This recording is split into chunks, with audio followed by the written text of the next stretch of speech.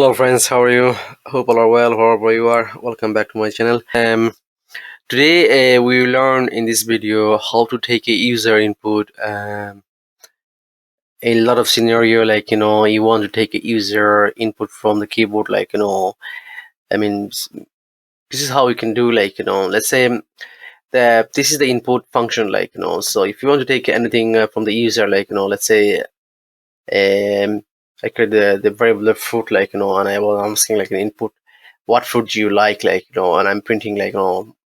if I like. So if I run this, and see, it's asking me, to put the input, from keyboard, what fruit do you like? So it's like a mango, and if I put the enter, and I like mango, showing. So this is how you can take the user input and you can save it in these variables, and if you want to print out in here, so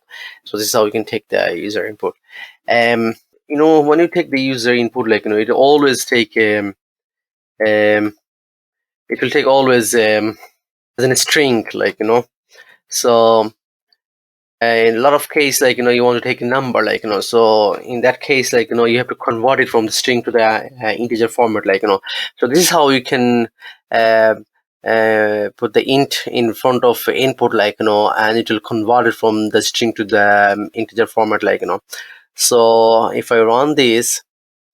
and asking me, the first number, let's say I put the 12 first number and the second number 25, and I'm going adding, to tell both first number and second number, actually give you the 37, it's very straightforward, adding. So suppose, you didn't put the int, what will happen? You see, I'm just putting, again, the same program, and I didn't put the int in front of input, I'm not converting, so if I put the, again, 12 and the second number 25,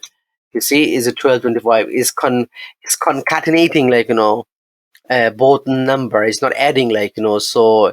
12 and 25 is putting together, so it'll be in the string, so make sure you always put the int in front of the input, I mean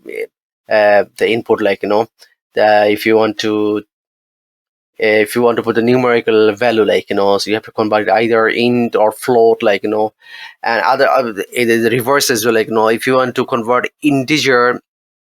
to string, so you put the string in front of here, and it will convert it from the integer to string, so this is how you can take the user input, and the vice versa, either string to integer, integer to string, and float, this is how you can do it, so hope you